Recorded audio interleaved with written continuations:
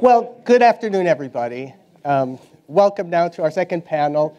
This whole day, as you know, is a celebration of the 50th anniversary of our College of Liberal Arts, and I'm delighted to moderate this panel on Purdue at the Intersection. I'm Jay McCann. I'm a professor in the Department of Political Science here at Purdue, and I'm looking forward to an engaging conversation with our panelists.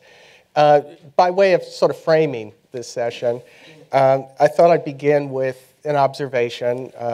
Many of you, I trust, have had an opportunity to visit some of the great university campuses around the world, Oxford, Cambridge, or some of the traditional campuses, the pre-revolutionary campuses here in the United States. What you see are kind of walls of some kind or another. Campuses were meant to be an enclave. Colleges, I'm thinking, I spent some time at Oxford when I was an undergraduate, and I remember each of the colleges had its own little boundary. In some cases, there were sentry posts and so on. You had to check in and check out. And there was this real tradition of separation, college against college, town against gown. And, okay, the days when that was really needed, those days are long past gone, okay? But I think the way academics is sometimes practiced, we have this sort of walled mentality about us, or we live in these silos or these little enclaves. And that's a sort of necessary part of the job in our research and in our teaching and in our curriculum, right? Most of us come from certain disciplines, but the reality is life is so much better when you can get out of that silo and tear down those walls. And so that's the genesis of this panel here. We're going to be talking about well, this is just a sampling, a nice sampling of all the different initiatives going on in the College of Liberal Arts, where the walls have come down, where productive collaborations have ensued with different partners all around the campus and out in the general community. So it's a real treat for me to moderate this discussion. Let me just say that I'm an empirical social scientist, which means anybody standing up making a claim about, walls coming down or life is better if you're getting outside of your box, well, you need some evidence for that. So what you're going to hear is some evidence presented from 5 very distinguished colleagues. I'll give you some introductory remarks, and then we'll just let them take it from there. And I'll just go kind of boom, boom, boom down the line here. Seated right here on my left is Felicia Roberts. She's a professor in the Brian Lamb School of Communication. She also is the director of Purdue's interdisciplinary program on linguistics. Professor Roberts is an internationally recognized scholar known for her expertise in the study of human communication and the methods for studying naturally occurring conversation. She has been invited to present her work on the dynamics of conversation and moments of pausing at several major European universities. And for over 2 decades, she's worked at the intersection of linguistics and health, particularly in the context of important areas: HIV counseling, primary care practice, and veterinary medicine. Okay, seated next to Felicia is Professor Daniel Aldrich. Daniel is a colleague of mine in the Department of Political Science. He's a leading expert on how communities recover from natural disasters, such as Hurricane Katrina, an experience that he had firsthand, an event he experienced firsthand, I should say. And he also investigates recovery following man-made disasters or mishaps, such as the catastrophic nuclear failure at Fukushima nuclear power plant in Japan 3 years ago. Professor Aldrich has conducted extensive field work in Japan, India, France, and the United States, among other places. He's been a visiting scholar at the Japanese Ministry of Finance, the Institute for Social Sciences at Tokyo University, Harvard University, and several other institutions. Going down the line is Kory Cooper. He's a professor in the Department of Anthropology and holds an appointment in materials engineering. He's originally from Missouri, but he's been all over the place. He spent time in Jordan doing research on metal artifacts from the Roman Byzantine period tombs. His most current work extends his doctoral research on the use of native copper in Alaska and the Yukon area. These activities are supported by the Arctic Social Science Division of the U.S. National Science Foundation. Moving on is Dr. Tina Rulli, she's a professor in the Department of Philosophy. Her work focuses primarily on moral considerations in medical decision-making and healthcare, among other contexts. Prior to coming to Purdue, she held a 2-year postdoc in the Clinical Center Bioethics Department at the National Institutes of Health. There she worked with an interdisciplinary group of scholars in bioethics that included professionals from the fields of law, medicine, public health, and philosophy. And one of the recurring themes in her research and teaching is the notion that scientific and medical procedures are not value neutral. Scientists necessarily have to wrestle with questions of good versus bad, right versus wrong in their daily lives. And she is going to explain how philosophy has so much to contribute to this kind of wrestling. And then on the end is Professor Rick Thomas. He's in the Visual and Performing Arts part of our college. Professor Thomas wears many hats. He's a composer, a sound designer, a playmaker, an author, an educator. I just discovered that he actually came to campus in 1976, so he's seen a lot, and there aren't too many positions on campus that he hasn't held so far. He's composed scores and designed sound for over 100 productions, including the Hong Kong Repertory Theater, the Dublin Theater Festival, the Colorado Shakespeare Festival, which I have attended, and ESP Television, which I watch all the time, among other things, okay? He has written extensively about the art and practice of theater sound and is a fellow of the United States Institute for Theater Technology, where he was honored with the Founders Award in 2008. Professor Thomas is also an elected member of the National Theater Conference. He's lectured all around the world, Germany, the United Arab Emirates, Korea, and New York City at the Broadway Sound Master Classes. So we've got a terrific panel lined up. Our conversation about Purdue at the Intersection will be rather informal. Okay, I'll invite each of our panelists to discuss some of the questions that they find most exciting and how they integrate their research into the classroom and other such topics. To get the ball rolling, why don't I start with Rick Thomas. Rick, tell us about your field of sound design and engineering and the connections you've made across our campus over the years. Well, it's a pretty interesting story, at least to me, going back to you. I got a position, I won't go into that whole story, in sound as an undergraduate and had an undergraduate assistantship. And as my career as an undergraduate came to an end, I started realizing that I needed to go to grad school primarily to learn how to stop blowing up things. And so when I looked around at grad programs, Purdue sort of stood out because, well, it's this fine engineering school, this fine technology school.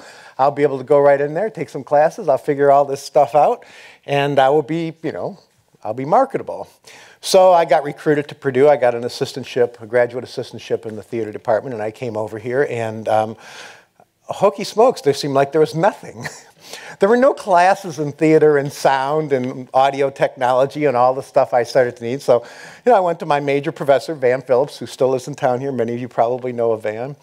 And he sort of pointed me in a couple different directions, and off I went. So I went over to WBAA and bothered some people there and met the chief engineer there who took me under his wing. And the Mitch album book, Tuesdays with Morris. I had Tuesdays with Morris now since, because that's his name, Maury Mogridge. I've had Tuesdays with Morris now for like over 40 years, something like that.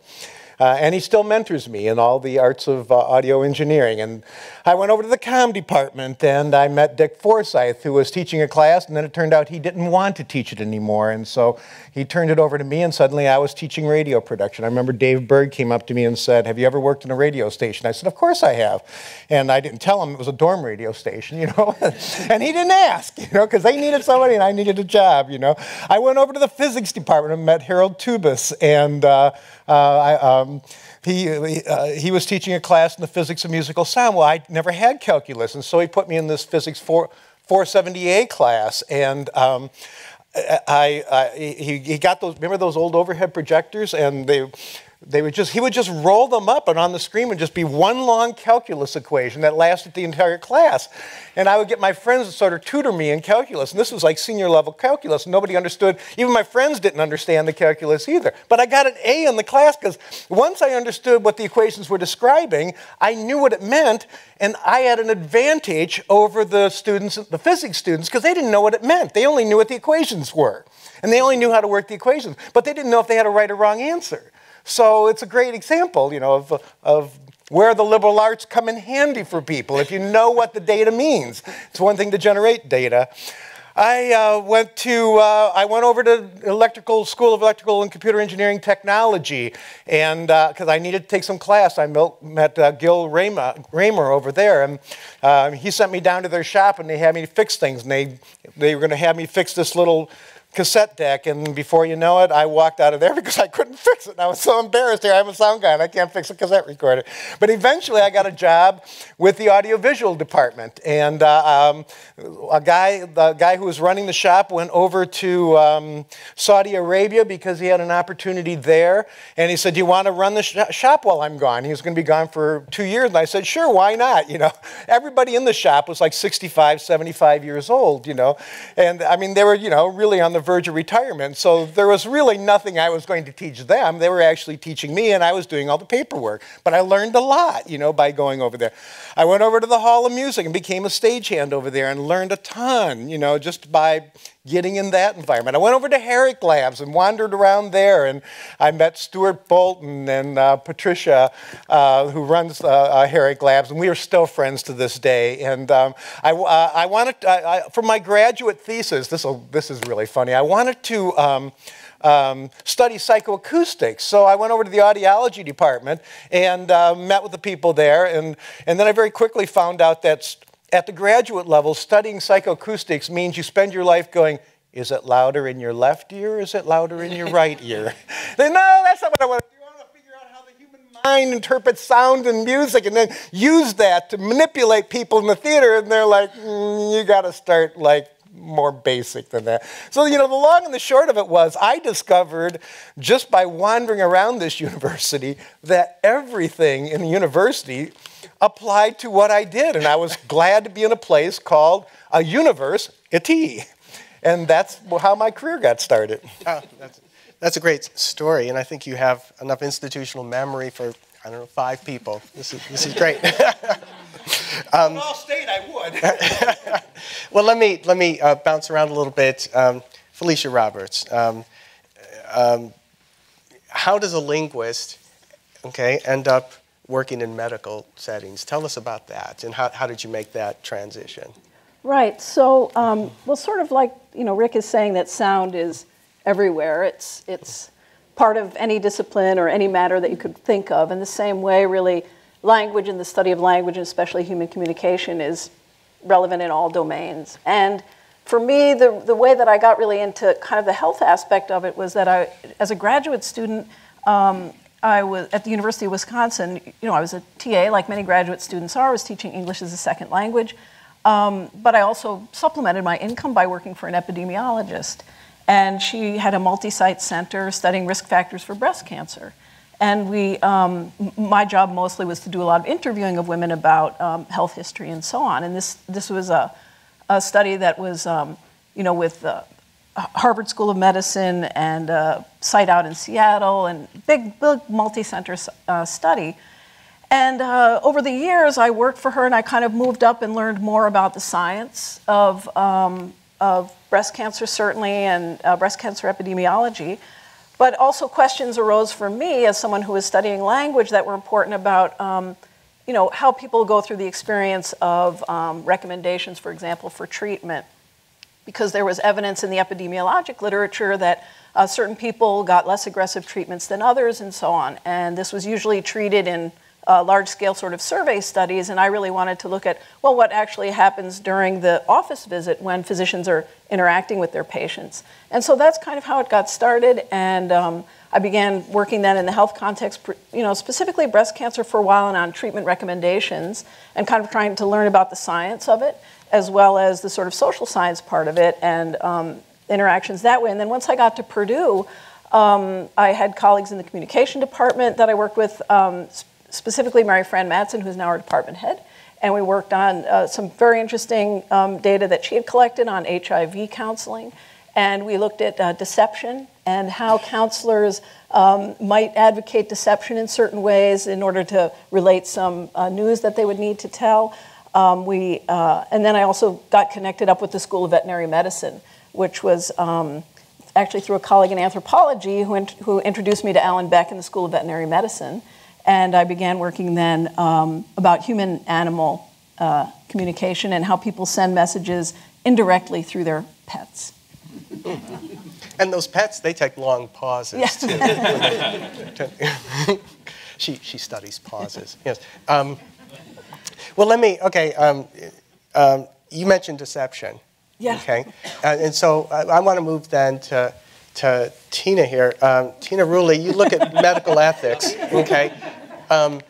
And you one of the things that really struck me, I read your bio and we've talked a bit, one of the things that struck me is you do a lot of kind of applied philosophy, applied ethics. You talk a lot with doctors and other medical staff and try to kind of help them frame things and raise questions. I wonder what you can tell us about stories from the field, or what's the hardest thing for you to teach a doctor or to clarify for a medical professional?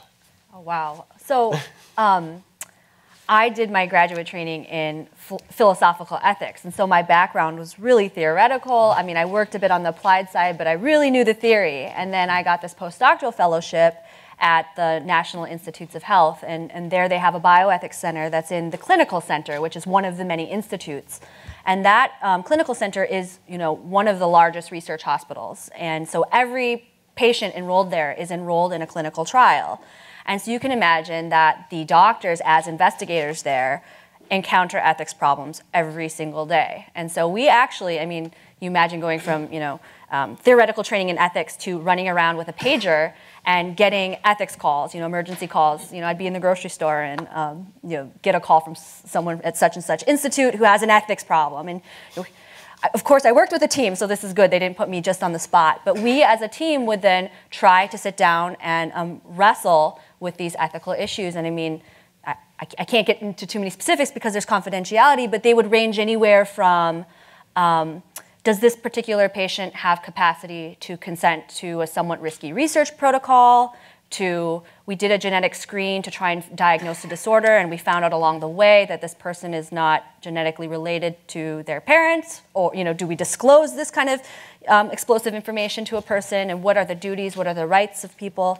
And so you're saying, how do we teach doctors ethics? Our approach really was almost like ethics therapy. It was to sit down and work through the answers together, because it's not clear that we as ethicists knew the right answer either. We just knew a way to look at the issue and to maybe compare it to other cases. And so we were just trying to provide frameworks. And really, in the end, they would make the choice just as much as we were talking about this earlier, Jay, but as much as a patient might go to their doctor and ask for advice, the doctor is going to help put things in a framework, and then the patient makes a choice. We tried to offer the same service to doctors as ethicists.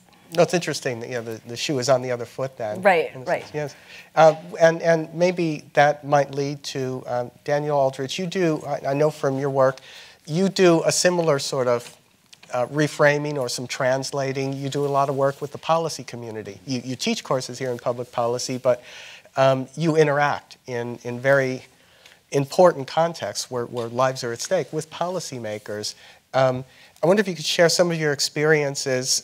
What is, I don't know, maybe the most important thing you've learned about the policymaking community, or maybe the biggest challenge you faced when you try to apply such a framework? Yeah, the interesting challenge in 2 years ago, in 2011, 2012, to be in DC and work with the State Department there. And part of our job was to think about, how do you talk about policy changes to policymakers who have about 18 seconds of attention and very little interest in theory or how you got the decision. They want to know, what can we do and what are the costs to doing it? So my training had been about 500-page dissertations and very long-winded answers like I'm doing right now and talking and talking.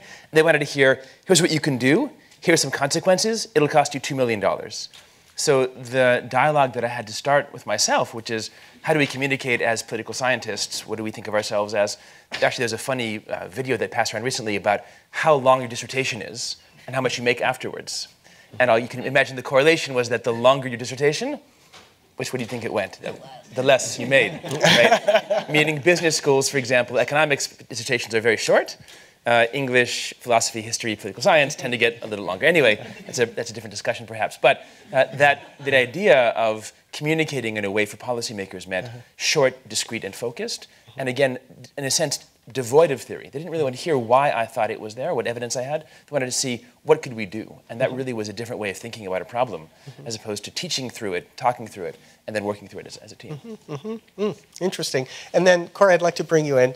One of your central focal points in your work, you look at natural copper and the use of copper metals in ancient societies. And you've done a lot of work in different locations examining how those uses play out. And I wonder, that has led, I know from conversations with you, that has led to a lot of other different kinds of projects. But when somebody asks you, why should somebody in engineering care about, archaeological digs and what is the basis of your connection across campus? Because I know you have an appointment in materials engineering. How do you develop those connections, or how have the collaborations ensued? Part of my success here at Purdue was finding the right materials engineer to talk to.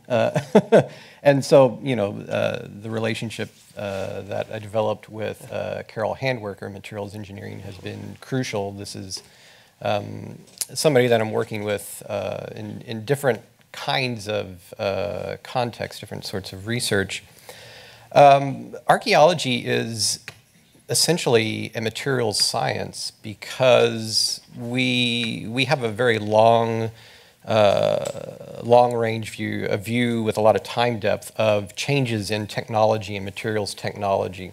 So it may not be really important or valuable for engineers to know the details of the transition from using stone technology to other kinds of materials technologies, whether it's bone or metals, but the details may not be that important to them, but it's more the larger view of instances of innovation. And so I think it's not just, wow, this might be kind of neat to think about what people did in the past or gimmicky, but archaeologists, and I'm an archaeologist with degrees in anthropology, so archaeologists and anthropologists have quite a toolkit for examining change. Changes going on now, change that occurred in the past, and a lot of it related to technology. If technology didn't change, there'd be nothing for archaeologists to study. But everything we do is based on changes in technology over time and space. So I think this time depth can be it can be beneficial. There's a lot of lessons you can learn in looking at different changes that have taken place in the recent and distant past. And again, anthropology with a holistic approach, you have changes in technology, but what was driving it, and then what were the consequences for these different changes? So now I'm involved with research looking at e-waste, for instance. And I'm just at the early stages of this, and I don't have anything to report on that. But there are no shortage of engineers who get it. Who realize that it's not, in this case, archaeology and anthropology, but who understand that it's really important to understand the human behavior in examining technological change and trying to understand, perhaps anticipate different consequences that may not be obvious on the front end. Interesting, and actually, I'm glad you mentioned your current project, because one of the things I wanted now, after having heard about some of your background, I'd like to hear about some of your projects on the horizon. One thing academics love is they love to think out loud. They love to talk about what's on the front burner and what they're thinking about, even though these are live microphones, and so we are sort of held accountable in some sense because this is being recorded. But academics, as a rule, love to just think out loud like that. So if I could hear a little bit more about the formative stage in your e-waste project. Do you have particular questions you're pursuing about the generation of it or the way we treat it and things like that? Yeah, that's so the materials engineering perspective. The immediate concern for engineers has to do with what are some possible replacement materials. But with all of these potential replacements for, well, I should back up, for harmful materials, may also have consequences. So, for instance, a lot of people may not even know that their electronics went lead-free a few years ago, and this was driven by legislation in Europe that was mostly driven by public perceptions of the health risk associated with lead in the environment, which are real. Whether lead from electronics were really the problem is a separate issue, but there was legislation passed in Europe that electronics must go lead-free by a certain date. So manufacturers, they're not going to make two versions of the same product, one for sale in Europe and one in America. So they all started changing how they were making electronics, and that's actually my collaborator, Professor Handwerker. She was recruited, headhunted by Purdue because of her background at the National Institute of Standards in developing replacements for lead solders. So this is where you connect two components by melting some other material between them to connect them. So all of our electronic devices, this is very important, and you've got a lot of things sort of jammed into this small space. So the materials itself, that's sort of the engineering problem, but again, you can come up with other replacements for lead, but some of these may also be harmful to people or the environment, and now we also have issues of conflict materials.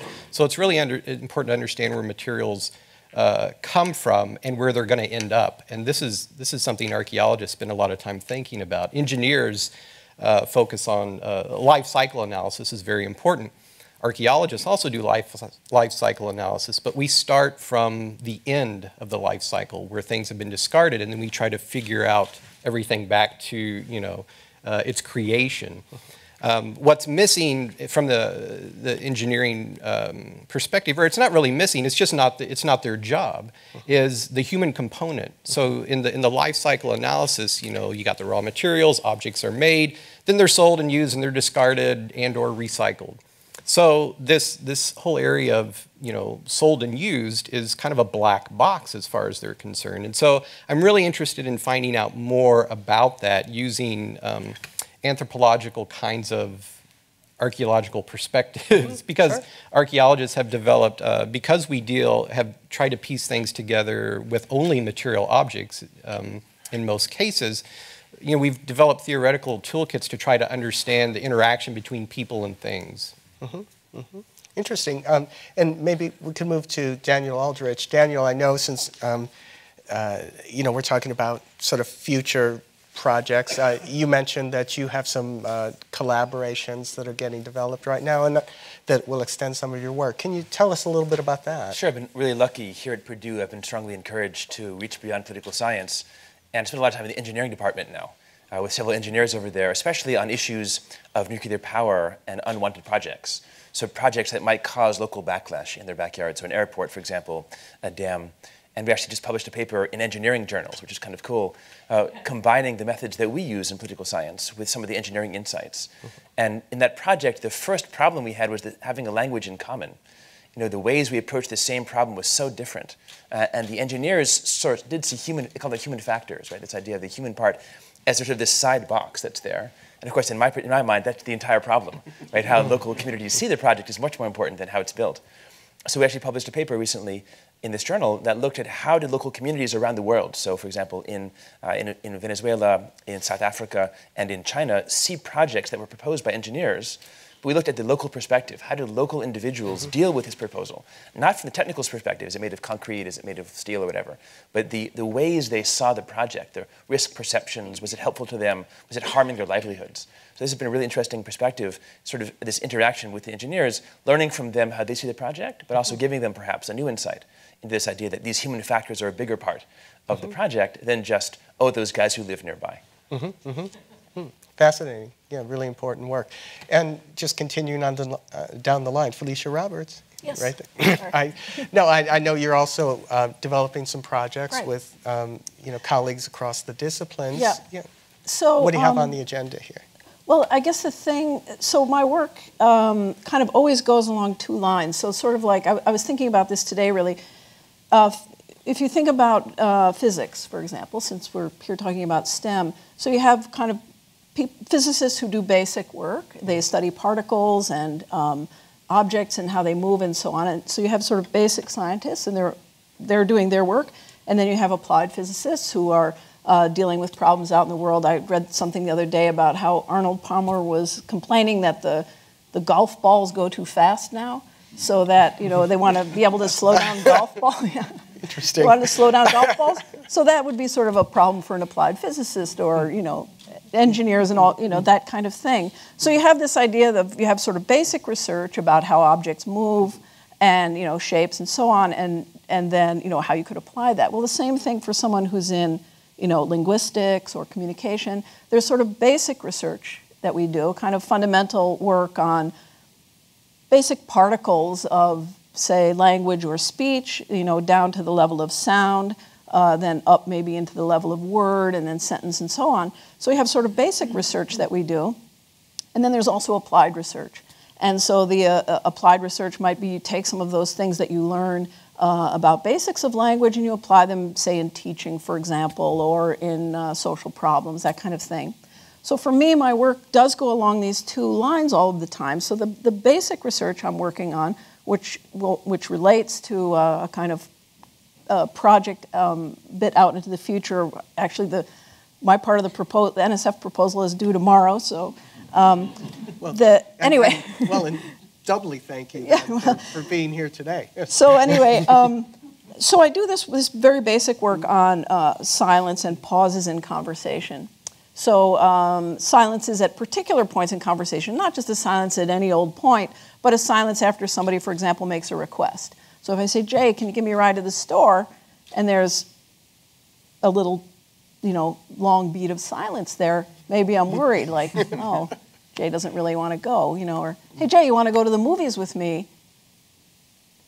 Oh, you don't really want to go to the movies tonight, or you need to wash your hair, or something like that. So we know that these are problematic in everyday conversation, and they're problem at very specific points. So after requests, invitations, assessments, where you expect a response, what we call recipient design. So we expect that something's going to be forthcoming. So I've been doing a lot of basic experimental work on that to kind of, determine what's happening there. And then on the applied side, that work got picked up actually by people who are interested in issues, and these are not things I understand well because I'm looking around like hoping there's an engineer here. I'm not an engineer, but I'm working with engineers at University UT El Paso, although I need to connect with people here also. So the thing is that this work is about cell phone bandwidth and how you can economize on cell phone bandwidth by understanding what sort of conversation you're in by the structure of that conversation, because I study sort of structures of conversation. And so do you know, can you tell that you're in an emergency call, for example? Can you tell that you're in a friendly telephone call? Can you tell that you're in a doctor-patient interaction, advice-giving kind of call? So there are ways that we can do that. And issues of silence and pausing will be part of that, as well as just understanding the whole framework of the conversation. So we're collaborating to try to examine ways that you can use sort of the basic science of understanding language and how it works in everyday conversation, and apply that in mobile phone contexts and also video phone, because eye gaze is very important, and that can indicate when people are listening or not listening, and whether or not engineers would then allocate bandwidth, at certain points. Wow. So it's that's sort of out into the future. You said we wouldn't be held accountable. No. That's a fascinating connection. I mean, the collaboration and what you're what you're contributing there. Well, let me ask a similar then kind of question to Tina Rulli, moving forward, when you think about the kinds of research you're going to be doing, what kinds of cross-cutting collaborations do you envision? So I still have a project that started when I was at the NIH, and there, we were in contact with many clinical investigators who were out in the world doing some sort of medical trial or drug trial, and they were oftentimes in low resource, low income settings, and they would encounter a lot of need and a lot of medical need that would go beyond the aims of their study. And so, in my work, I had worked on this moral duty known as the duty to rescue, and it will be familiar to all of you. It's just the basic idea that if someone is in great need and you can do something at little cost yourself to help them, then you have a moral duty to jump in and do so. And so we were trying to make sense of this duty to rescue, this sort of lofty idea, in the actual practical context for clinical researchers in low-income settings. And so, an example might be someone studying malaria sees many subjects who come in addition to having malaria, they also have schistosomiasis, a really devastating parasite. And so seems that Duty to Rescue says they ought to allocate some of their research funds to treating the schistosomiasis. But you can imagine that this compounds, because beyond that, they might have dental issues, they might have yeast infections, they might need antiretrovirals.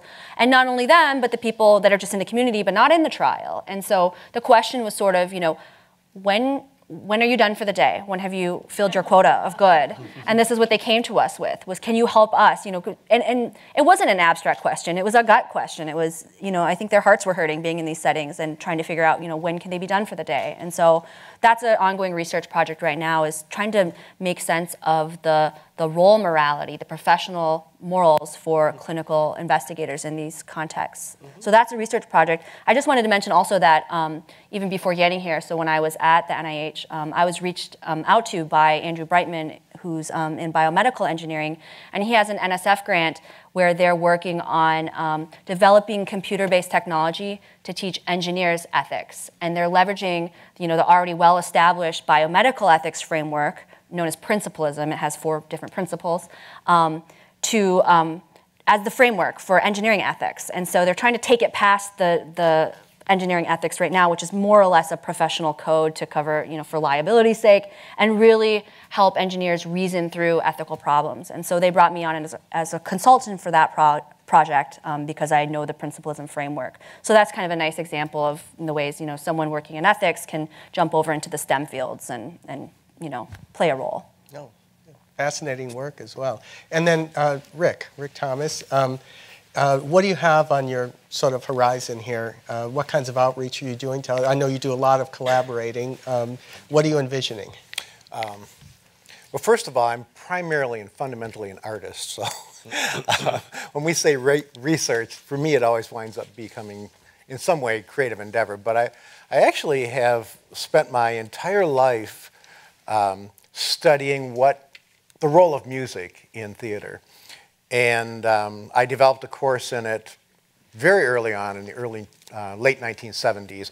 And I still teach that course to this day, but as I've gone on in the sort of research I've done, it keeps expanding conceptually. And I finally, after many, many years, I don't know, in the last 5 or 10 years, have come to the conclusion that music is a primal force in theater, that you can have theater, you can have music without theater.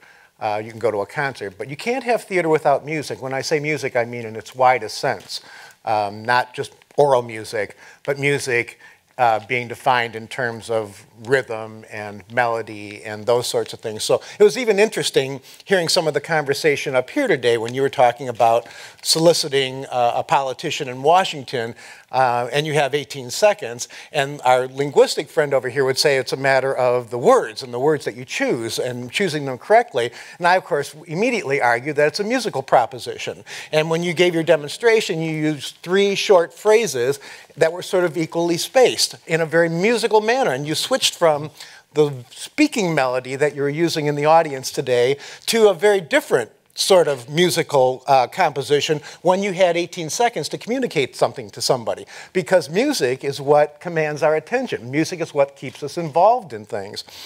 So that's led me into anthropology, studying, you know, you have the origins of language. Where does language come from? There's big arguments that take place anthropologically about, does language come first? Did music just come along as sort of a free ride? But there's a lot of, you know, music people who go not so quick. You know, music is fundamental. You know, philosophy, I've read a lot of Plato and Aristotle because to me that's a very pivotal moment in history where ideas were just being formed and recorded, and it's of course the birth of modern theater as we know it. And all of this has led me, you know, to a sort of theory that I actually, it's very much embedded in my classes where I teach students how to communicate with sound first and music first, and then we add ideas to it. As opposed to how most plays and most sound happens in plays is somebody writes a play with words, and then you try to find out where the music is, and then you write music to put on top of it. So we approach it the other way around in my class. We learn how to write music, compose music, and emotionally influence people. Then we learn how to attach ideas to it, which of course governments are very concerned about, and that's why we have national anthems and things like that. But they're also very concerned that the wrong message gets attached to music, and off your kids go to some big drug festival in, which brings me to my current project, probably not in the most appropriate way, but I'm also interested, why don't young people go to the theater? You go to the theater and it's a sea of, you know, gray hair, you know, but you go to Lollapalooza and Ultrafest and Bonnaroo and hundreds and hundreds of thousands of young people go, and yet you could take 2 tickets to one of our productions. You couldn't give them away to somebody walking down the street. You know, what's up with that? What is it that's happening in music that's not happening in theater? So at any rate, I put all this together, and so my next production is called Choices. It opens at Mallet Theater on May 2nd and the 3rd, and it's exploration. It's the next step in my exploration of composing music and adding ideas to it. So we came up with a story. A friend of mine developed a story last summer, and then this fall I assembled a team of composers from across the campus. One guy is in molecular biology, the other guy is in aviation engineering, and these guys are 2 of the best EDM composers I've run across on this campus. They've got some pieces. One of them is a pop song that is literally a top 40 hit pop song. And that's a whole long story. I won't tell you more about that. Then I have grad students who are also composers, and we got undergrad students who are also compose EDM. One of them is in interdisciplinary engineering, and another's in electrical and computer engineering technology. And we got together and we created the score and a soundtrack, and we had a big release party earlier in the year at Avidity, and we released the soundtrack. And then I got the rest of the team together, and then we attached all the words to all the music. And so now the next step is to open the production, and it opens in the Mallet Theater. I think I said May 2nd and 3rd. And here's the funny thing: you're all not invited unless you're younger than 30. You would not enjoy this production. There are no seats. You will have to stand for 2 hours. You're going to be pushed around like you're at a rock concert. And you'll have to stand in line for a half an hour before you get in, and the music will probably be around 100 dB loud, like it is at a rock concert. So you probably aren't going to want to go rushing over and buy tickets to it, but we are hoping that young people will go flock to see it. That's where I'm at now. Well, Rick, that's some wonderful research that you're doing, and I want to, and I will probably not attend your next production. But we just have a few minutes remaining here, and I want to circle back. You had mentioned students, and all of you on the panel here, you're all known to be very good teachers in our college, and I'd like to hear maybe just a couple of observations or anecdotes about how these interesting research programs spill over into your classroom instruction or your mentoring of students. And why don't we start with Felicia and then just quickly go down the line? Yeah, I'm thinking sort of 2 things. One of them actually connects right away to Tina when she was talking about Andrew Brightman's project, because it just so happens that there's I'm teaching a qualitative methods class where we're, students are learning how to, collect naturally occurring conversation and interaction, or through interviews, and then doing analysis of those in different kinds of ways. And it so happens that a student, he's a communication student, is on that project, and so we're working in this class then to help him figure out ways to sort of analyze from a from a language perspective, some of these ethics some of this ethics training that they're trying to do. But the other thing that comes to mind is just generally when I teach about the study of conversation, it's called conversation analysis. When I teach about this, is mostly at the graduate level, I guess. I had a student from HTM who wanted to do an examination of menu reading and how people, when they first sit down at the table, go through the whole kind of ritual.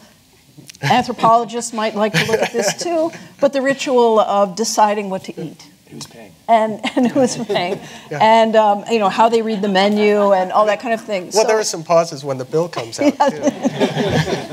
So those just sort of come immediately to mind. Maybe as others talk, some other things will come up as well. But those are I love it when I get students in my class from other parts of campus who have different problems that they're working on. And in this case, it happened to be a student who wanted to work on how people do that first discussion of what to get off the menu and who's getting what, and it's that thing we all know about, and wanted to study that. And I'll do some more thinking.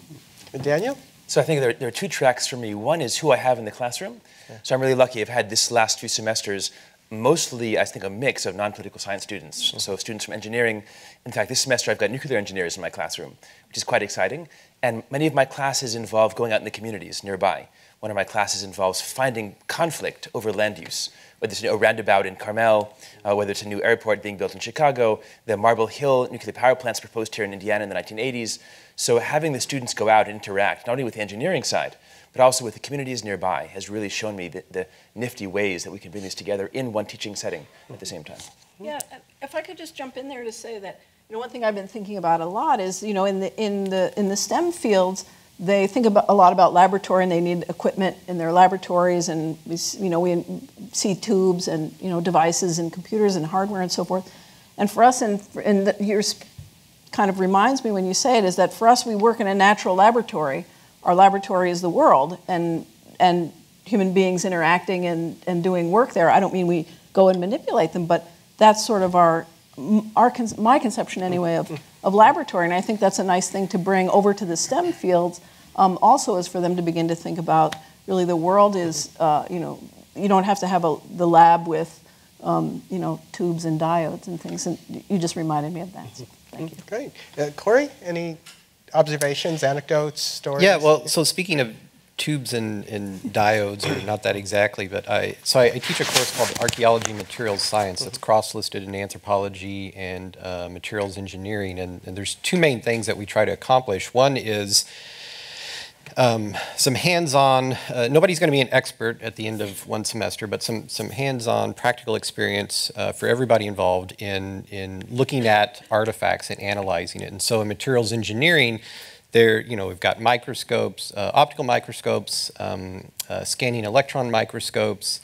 We do a very small scale smelting experiment in labs. We do metal casting in labs, and some of these are things that engineering students do. But that's part of the course. The other part of the course, in addition to the hands-on and integrating it whenever we can, is the theory behind technology and innovation, and that's sort of really, I guess, the larger thing I'm interested in. And it's very challenging to bring two groups with very different backgrounds together and try to get them to the same approximate endpoint or level of understanding there. But one of the things that I've found is that this class is all, and I tell students this, I've learned that I need to tell them this at the beginning, that the class is designed to make sure everybody is out of their comfort zone at some point during the semester, most likely multiple times. But we divide the class into lab teams for lab exercises to make sure there's an anthropologist and an engineer, and there may be somebody else on each lab team, so that people have an opportunity to kind of lead and follow, and you can learn from other students. But it's as I've discovered with this course, it's really we have outcomes for the course. You need to have outcomes, but it's really about the process. And I suppose one of the embedded, unstated outcomes is this is practice in working across disciplines as students, whether it's mixed grad and undergrad, and because they're all going to be doing that when they graduate. So. Neat. Tina, some observations from the classroom? Sure. So I have the nice opportunity to work with people both in and outside CLA, the College of Liberal Arts, through teaching biomedical ethics, which I'm teaching this semester. And so many of these students are in the biological sciences. They're going to be researchers, doctors, nurses, and this is maybe the one time they get this perspective on what they're doing. So we get to talk about the moral assumptions in a lot of the work they do. For instance, a lot of them work with animals, and perhaps they haven't thought through some of the moral framework for justifying research on animals, doing invasive things to animals for the benefit of humans. And we did a segment on that. Or maybe another example of where these value questions are integral to the work is we talked about disability today, for instance. And can you give a biological, strictly descriptive definition of what it means to have a disability? Or, as many disability scholars noted, is disability understood rather in terms of a social context and how a society accommodates or fails to accommodate someone with a disability? And a lot of them came in with this medical understanding of disability, and I hope left with a broader notion of, a lot of these definitions build in social value into these terms. And so I want them to leave with that broader context, whether or not they have the answers figured out. Terrific. And now, Rick, I have a pretty good idea already of what it's like to be a student in your class. Well, you can ask Caleb back there. He's already gone no comment. Well, it sounds like you're doing marvelous work as well, integrating some of your ideas about sound. Well, I think the interesting thing is that we have this really marvelous facility, which is the sound studio over in Powell Hall that the University built for our audio, place to get together. And when we designed it, we really did try to design it as a place where multiple disciplines could come together. The one way it differs from how a normal professional recording studio would work is there's all this table space for people to come and sit around and gather and talk and chat. And so it's also a social nexus sort of place where people come together.